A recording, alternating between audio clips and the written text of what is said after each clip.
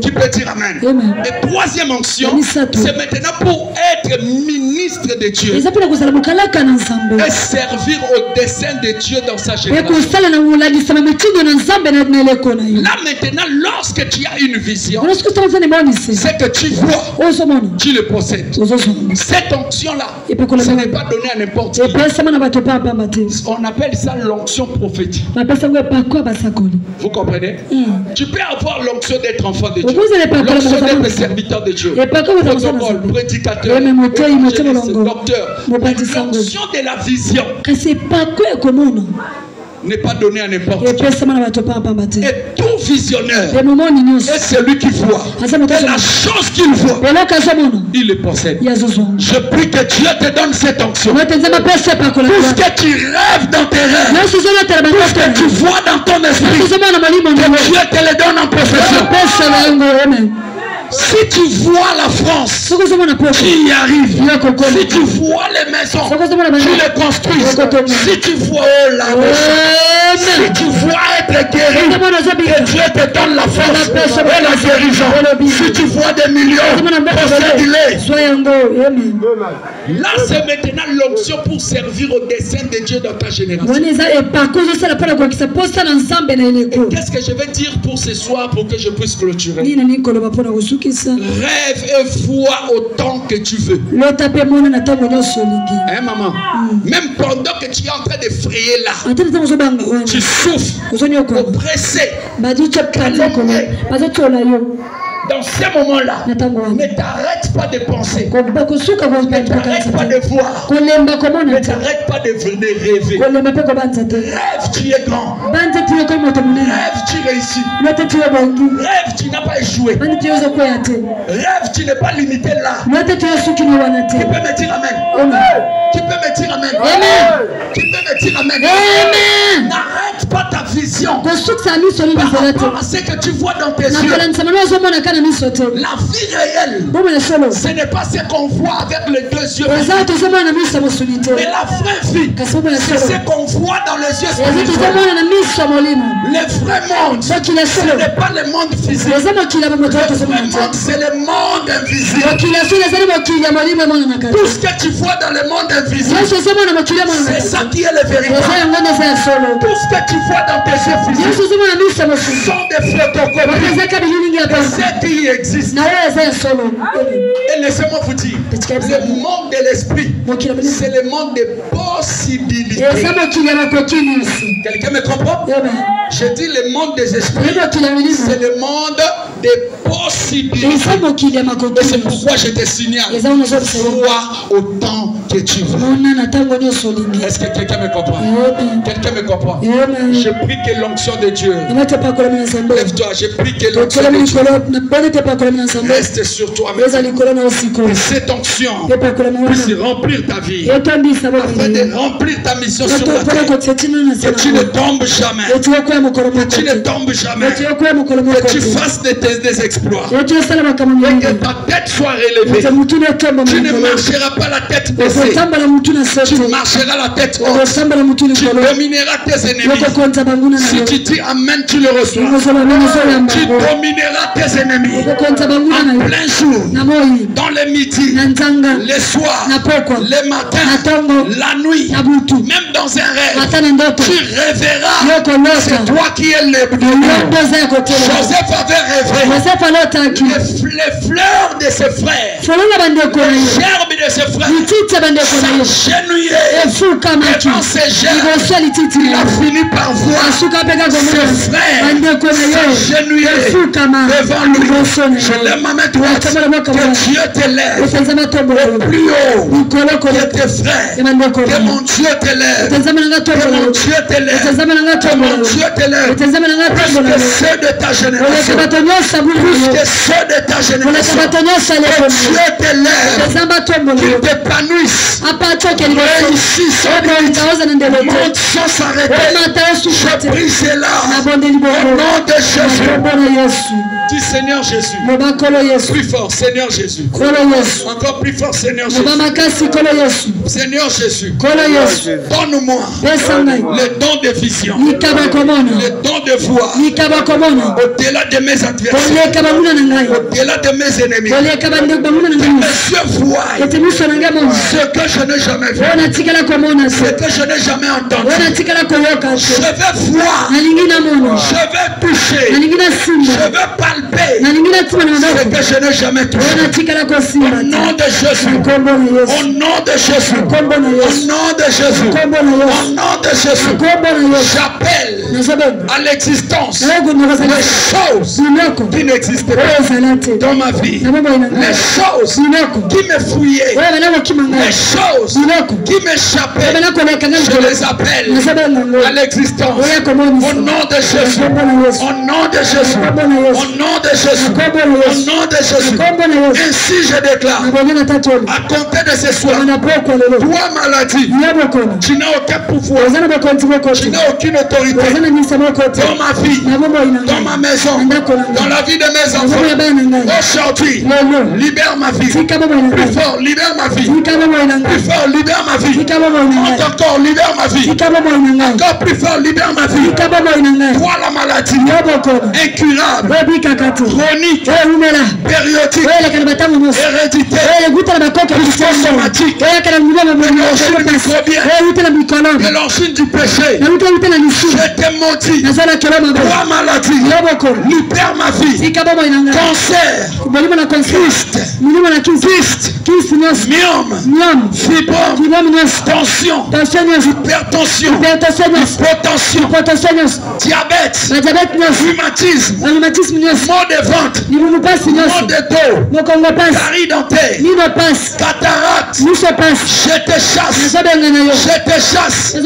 libère ma vie, les infections incurables, je te maudis, libère ma vie, toi maladie, quelle que soit ta source de provenance, aujourd'hui, je te déracine, je te chasse, je te détruis, au nom de Jésus. Commence à taper les mains, détruis la force de la maladie, marche, reste présent, commence à marcher,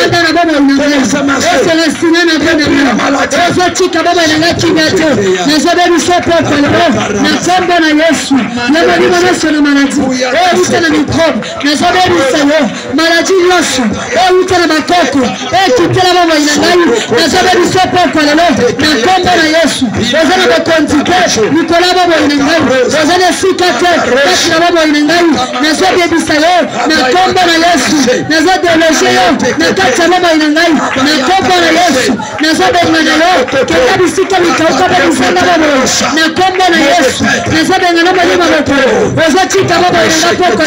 Par le nom puissant de Jésus.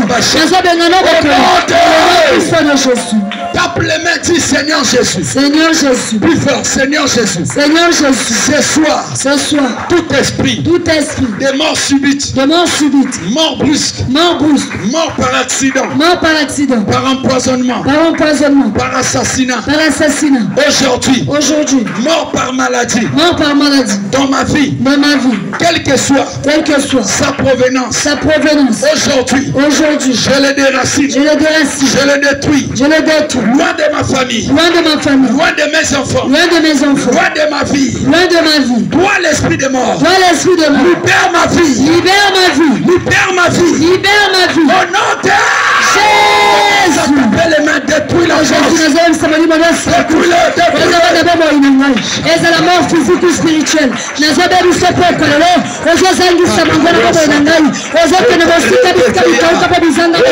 par le nom puissant de Jésus.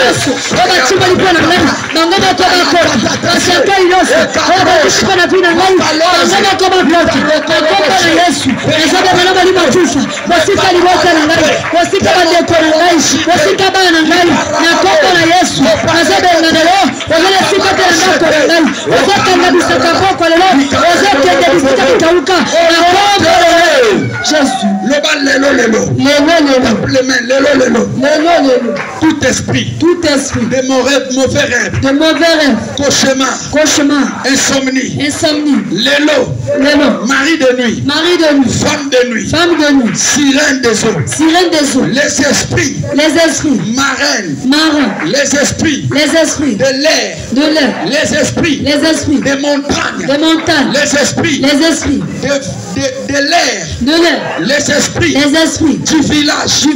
Ce soir, je vous maudis. Sortez. Libérez ma vie.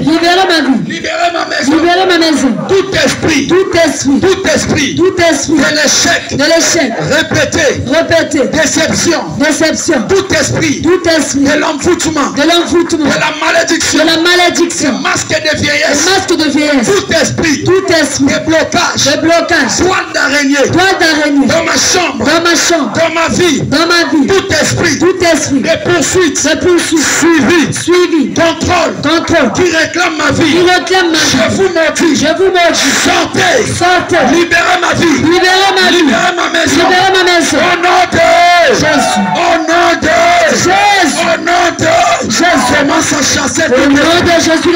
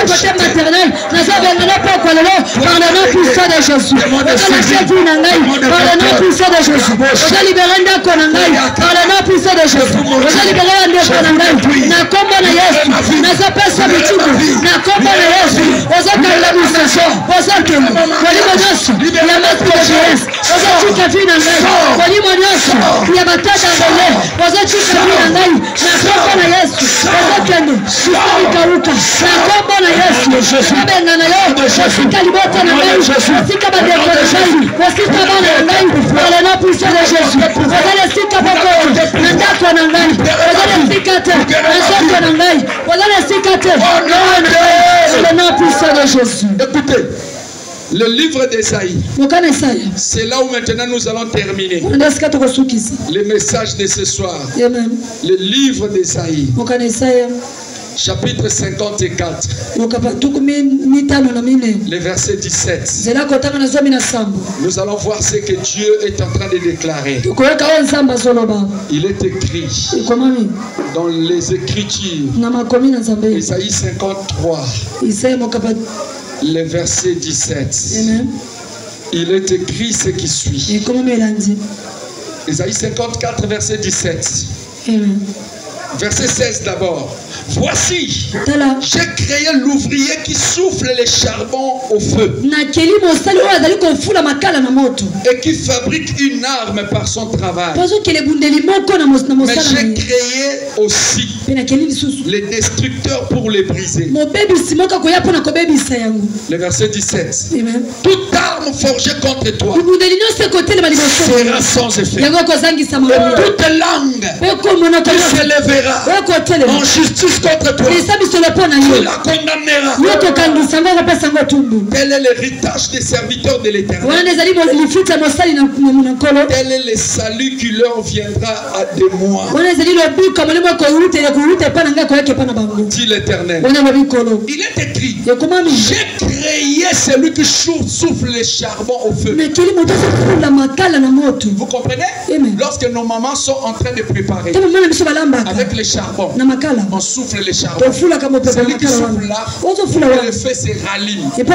Alors il y a certaines personnes ici qui a les moindres maladies. La moindre maladie, ça devient grave. Ça devient des tensions.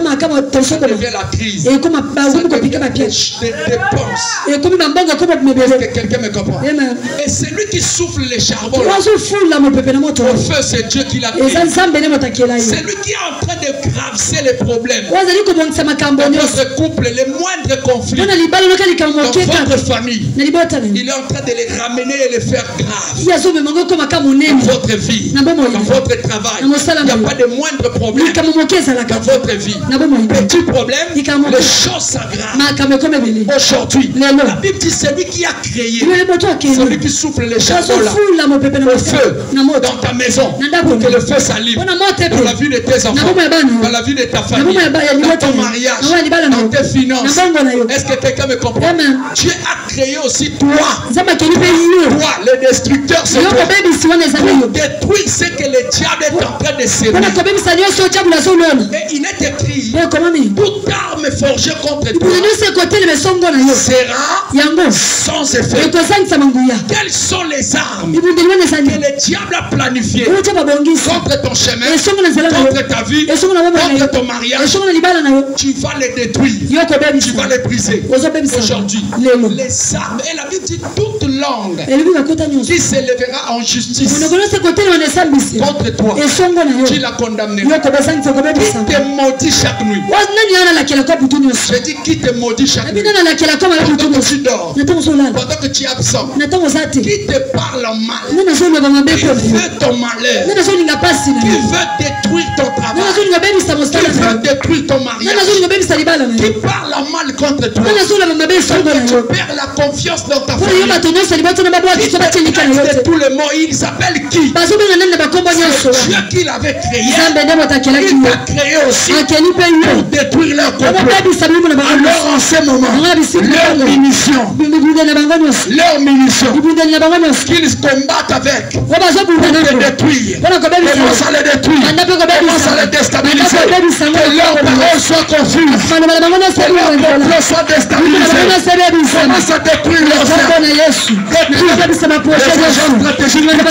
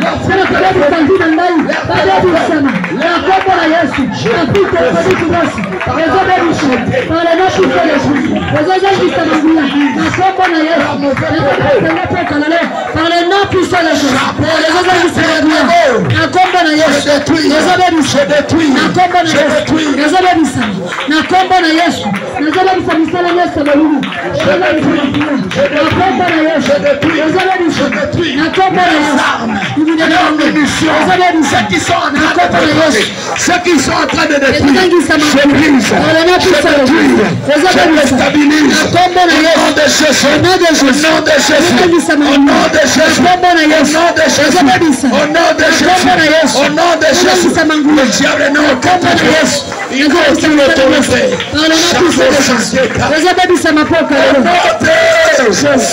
Yes, ouvre les mains. Ouvre les mains. Touche le front. Si tu en avais, je vais prier. Yes. Si tu avais un vœu pour embellir l'espace, pour la construction, tu peux le déposer. Si c'était la contribution pour notre deuil, tu donnes à la maman. Tu peux déposer là. Et à la fin du programme, ouvre les mains. Je vais prier. Seigneur, je te prie. Au nom puissant de Jésus, donne la solution, la paix, les miracles dans la vie de ton peuple. Que l'argent soit leur esclave. Que la bénédiction les recherche. Au nom de Jésus. Amen. Viens donner l'offrande. C'est parti. Que Dieu te bénisse. Dieu te bénisse. Dieu te bénisse. Dieu te bénisse. Dieu te bénisse. Dieu te bénisse. Dieu te bénisse. Dieu te bénisse. Dieu te bénisse. Dieu te bénisse. Dieu te bénisse. Dieu te bénisse. Dieu te bénisse. Dieu te bénisse, ma fille. Dieu te bénisse. Yes. Que le Dieu des cieux te bénisse. Ma mère, que Dieu te bénisse. Et qu'il te console. Que Dieu te bénisse, maman. Au nom de Jésus. Je vais clôturer la prière par ici. Il y a les annonces qui seront données. Et après ces annonces, nous allons maintenant clôturer les cultes. Et celle qui va clôturer la prière, ça sera maman présidente de l'église qui va nous clôturer la prière. Mais je laisse les annonces par les pasteurs Van Tello. Ils s'approchent acclamant Jésus.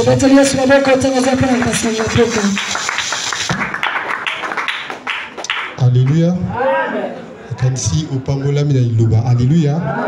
Est-ce que motozo bete sous beaucoup pour le kumanzambi? Alléluia. Nabiloba pitoko oyo nzambe atindi biso na nzela na papa na biso. Est-ce que togo loba merci Seigneur Jésus? Merci Seigneur Jésus. Yami balé encore merci Seigneur Jésus.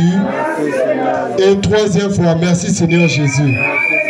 Sans oublier merci na papa na biso. Alléluia. Loba merci papa.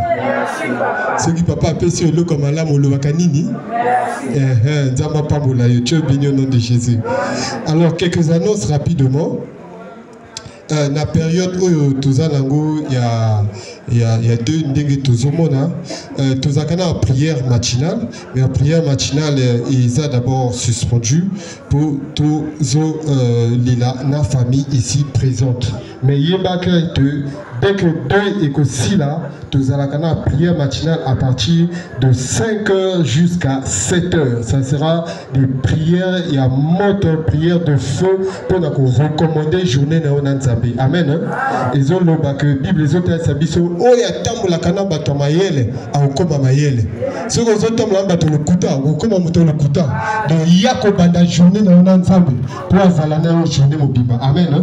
Donc la prière matinale na biso ezalaka lundi, mardi, mercredi, jeudi, vendredi, samedi. Et qu'on va partir à 5h. Tout ce que papa a tiré à 5h pour nini et permettre au ya kokuta ensemble. Parce que tu as à 6h temps aux oya et sidi déjà. Donc 5h biso toza déjà moto sopela. Amen. Moto nzambe kopela na vie au nom de Jésus. Donc ils appellent na programme il y a prière, il y a basal nzambe awa samedi. Il y a tous les secteurs qui sont conviés, mais pour Nabango, Toko Benga Bango par téléphone, ils seront contactés, Toko Pesa Bango information plus rapprochée et plus personnellement. Et Toligi to encourager l'assemblée. Koya Kakaka Nakoyoka Ilobanzambete. Mais salela Zambi. Amen. Il y a un bateau mosusu pour Zambi. Après ça, il y a l'engeli pour Nayo Nesika Oyo. Ils ont zela le sambu. Mais mosusu, ils ont zela les sakoli. Mais mosusu, ils ont zela pour salela Zambi. Amen. Pas mosusu papa qu'on prophétiser. Mais tant qu'on servir, il n'y a pas de moyen. Ils ont wanaka ils ont zela yo. Pas mosusu ils ont zela kaka obanako balé awa. Et donc, Esegeli, tu as intégré un groupe de conseil la Zambi. Tu as dit que tu as la chorale. Tu as dit que tu as dit que tu as dit que alléluia, c'est ça on dit non? Ça touche. Alléluia. Nous voulons avoir des chantres. Nous voulons avoir maman ou intercession. Alléluia. Alléluia. Tu as dit que tu as bien aimé ou évangélisation. Nous bien aimé au côté de na protocole, na sécurité, ça les lanzambe. Amen.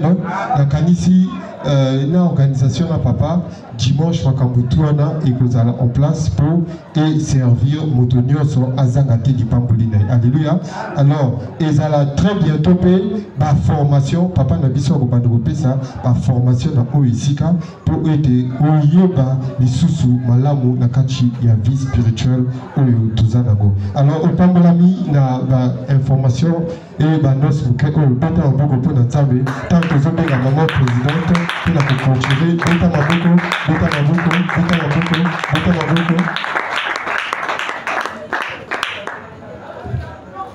Amen. Amen. Petit Maboko. Amen. Avant de clôturer prière, nous avons un témoignage. Amen. Amen. De kunanga kanenge papa aguti kolobake. Tango yakaka wa kolukatoza na kati ya fulu. Saila nzambe. Amen. Pona mosala moko na kati église yo banda ko saila nzambe à travers mosala wana. Mais mosala yo ko pona wana nzambe akozala reconnaissance na mosala no wana tango zo sala ngo kati na église na ye. Amen. Ngai kote na kenda l'école kuna basengaka mbongo. Ata osala l'école ango ti soki mbongo ezate bakozwa yo te. Et ce qui peut pesa mbongo te, il faut que na sima na l'école yo po moninga bengyo yo il faut benga pe moninga po te moninga na sima wana pa pesa mbongo. Mais nga la pesa déjà ya ngai, mais na mema mwana na tikala kozwa mbongo po la pesa contribution à mwana te. Sima lobi manager bengi alobi na ngai il faut ya vrai tongo. Nga pe na lamuki na 5 heures. Na lamuki na 5 heures na sokoli na keko kota bus na yo koma kuna ba 7 heures. Tango na komi ata moto moko na koma kiti. Maintenant na kati ya salle obiso to jaka bakuru wana na salle wana bato moko bana bar na nanga na moko na libuso wana bayaka ko bomba ba jeko na bango ba tablette et bloc à restaurant wana kati ya ndako ango. Tango na yibe na yo kuta ndako ango basi ba fungoli ngape na yede jeune wana ko bimisa ba jeko na ba tablette na yede yeti to bimisi bloc na bango tout après etika bloc na biso ya kati ya salle na kombi salle ngala lobi na nzambe bango bato lelo ba salle le kola ngala komi liboso na kati ya salle amen. Na sali bonganga na nzambe. Amen. Na saki na kombo na Yesu. Na saki na kombo na Yesu. Na lobi nzambe. Faut ça la grâce. Amen. Libosa bato nyonso bakoya lelo. Ndeko nanga. Bato babandi koyaka. Manager ayiko komi. Tango manager akomi. Bato babando ya wana ti papa après to bimi libanda. Comme manager nana yaka kite fallait biso to kovanda peka place o bateka bidia wana. To fandi wana. Tozo sola tota be frère moko pe ayi wana pe ala pe na biso kuna ayi ayiko vana pe na table biso tozalaki wana alobi nanga alobi manager elenganga alobi papa alobi nanga ngana na mbongo awa nazo lingana kota bato na Yesu Masia amen ozana mbongo wana alobi na 1,500,000 na ngina tia bato 3 personnes na alobi Yesu Masia ngalo bezwanga mwana ti alobi nanga wapi nga alobi azanda alobi benga ye. Je te dis journée ya sima lobi wana totamwe na ba démarche wati toke na banque toke kotika mbongo wana tout obi ngapo na pesa mbongo na nga ya contribution yanga moko nakina mbongo te nakina ko tefa mbongo mais nyongo wana matanga tina 1,300,000 mais nzaba sali na mwana nga grâce oyo asala te loko moko te. Amen. Mais mwana mobali wana ye moko ayiko va na tablette nga na zalaki adu kita fandi aluna nga elenga nana 1,500,000 il faut na tia contribution ya bato misato nga iko loba neti ya mwana nga ati mwana nga na petit papier za amena kati ya sawa. Amen. Na ulaksame papa ngo. Amen. Yango na zo loba ke tango zo yaka kozana fumu te mama nzamba azali awa soki na meki kota awa me nga na buti na kota député Ce qui n'a pas le bas, au pénal la couture kuna et yebika ngamo kona nzambe. Nyon sezali ya bulubati. Amen. De kunanga tabozo sa la nzambe, nzamba ko pesa yo nguya moko, okozana force moko, okozana autorité moko, okozana pouvoir moko, oko comprendre l'idée. Amen. Tala même na quartier na biso, yana ba papa bo bazala na section ya PCT. Oui, papa na bazo ya ndako alobi na ngamo Nicole, biso to lingi yo za chef de section. Mais papa oyo azo proposer la chef de section alaka secrétaire ya Dumazala o alaki moto a PCT. Donc yé moto peta makaba Dumazala tout yé moto ko komango. Mais azo ya ko mona ngana ndako azo le bananga mama na lingi yo za la chef de section na biso. Amen. Amen. Donc ndeko nanga tango zo sa ila nzambe tala tango papitozo ya kawa. Nga lo bango moto na moto ayibi nzambe no ya assemble na menga assemble na nzambe pa jouer. Amen. Nzamba papa makambazo sa elanga ezo lekelanga même. Amen. Ezo lekelanga même na poko wana ki kota député abenga inga lubina mema bato na association na mema bato 6 nanga moko 7. Mais tant on a commis sur le terrain abaki singa lisu 10 personnes. Na 10 personnes wana apesi ki ba déplacement na bango tout côté na ngai. Donc ndeko nanga nzambe soko sa elaye. Amen. Et à somme. Amen. Yango na témoignage nanga na o minja yo nzamba asali kasi na bango. Amen. Nango to telemi pona pour clôturer prière. To telemi pona pour clôturer prière. Ndeko nanga kende ko pesa nzambe wana merci na makamwa minene asali kati na bombo na. Na liloba kitoko o to uti ko yoka. Bonde la pesa nzambe wana merci. L'Éternel Dieu papa na commission na remercier pour te yozali malamu. Merci papa ndenge o batelinga Seigneur mon Dieu. Pe o komisinga lisuna bisika o Seigneur mon Dieu. Na ye lisusu ko yoka liloba na poko na lera à travers mo sali no Seigneur. Na yango papa na pesio merci pour te yozali malamu. Papa na pesio merci papa pour te yozali nzambe Seigneur. Merci papa na bonamu nona o nyonso sali kati na bombo nanga na semaine o. Papa zoano lo ku pour te yozali nzambe. Papa kumba mana yo pour te yozali nzambe Seigneur. Nana ngo akokai na yo Seigneur. Nana ngo azalo ko la yo Seigneur mon Dieu. Nango na pamboli mo nzambe nona poko na lelo. Papa